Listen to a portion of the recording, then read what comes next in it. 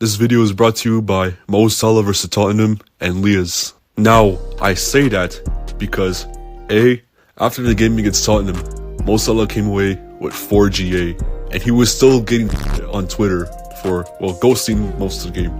And to be honest, I didn't even think Salah was the best player that game. For me, honestly, I think Luis Diaz was better than him. I thought that Trent was better than him, and Szoboszlai for me was man of the match. But regardless, if you have 4 GA whilst ghosting the whole game, at the bare minimum, that is a good performance.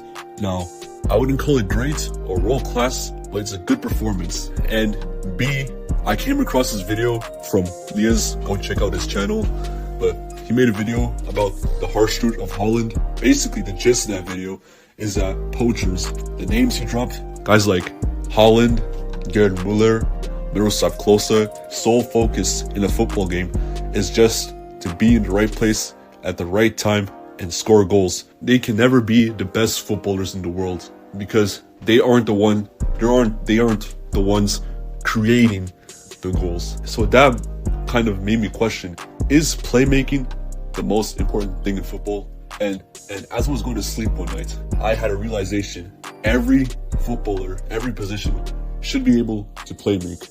I know what you might be thinking, because you guys have a completely different definition to playmaking than I do. When you think of playmaking, you usually think of guys that are like directly creating the goals, the guys that are setting up the chances, guys like Kevin De Bruyne, Florian Wirtz, Jude Bellingham. Those are what we think. Those are the names that we think of when we hear the word playmake. But for me personally, my definition of playmaking, let's start from the basics.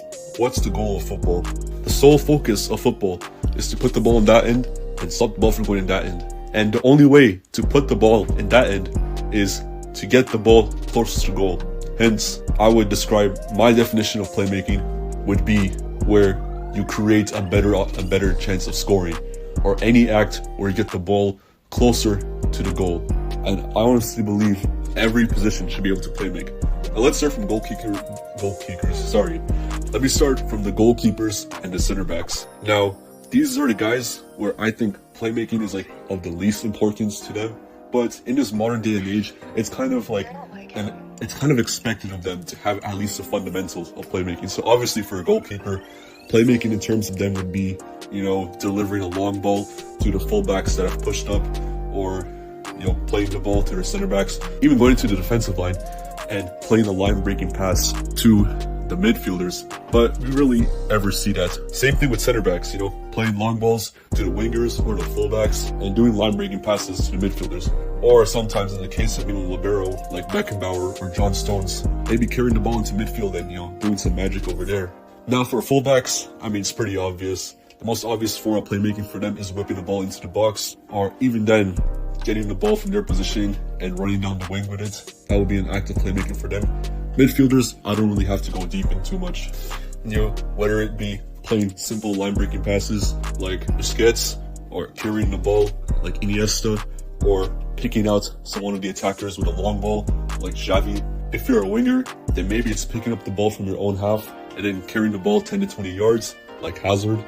Or maybe you get the ball high up on the left wing, beat your man one-on-one, and then you're able to create a shot for yourself, be able to whip across into the box. And now for strikers, this is where it gets complicated. How does a striker playmake? At the end of the day, the striker is the one that's scoring the goals. They are the end product. The ball has to come to them. What if I told you poachers like Haaland, like Inzaghi, like Müller are able to playmake? And from how I can explain that, let me show you this clip.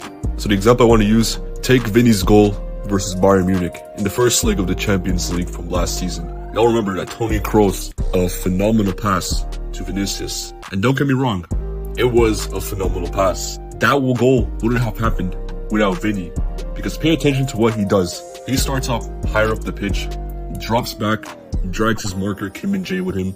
He creates a whole bunch of space they can run into behind him.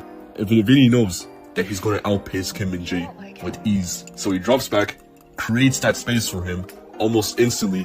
I think before Kroos even releases the ball, makes a motion pass, makes a run in behind, he gets an easy goal. Now, if you were to ask me, I think that movement by Vinicius was equally as important as the pass that Kroos played. Because say he was just like another striker and just lurking across the line without moving, without being proactive, playing passively, then Kroos would never have played that pass because, well, it would be a much tougher ball for Vinicius to get. This is what I mean when I say playmaking as a striker. Vinicius in this, I know Vinicius is not a striker, but he was playing very centrally and he kind of created, if you understand what I'm trying to say. Now, of course, there are strikers that can, drop deep and then link up with their teammates, guys like Benzema and Muller. But I think guys who do that aren't really poachers. They're more like false nines. But the last example I want to talk about, probably one of the best poachers of the 2010s, Edinson Cavani. Now, growing up watching football, I never really paid attention to Edinson Cavani.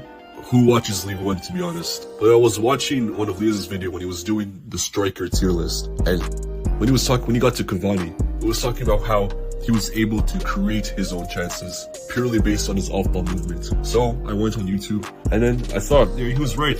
This guy, Cavani, was an off-ball genius. He completely understood how to lose his marker.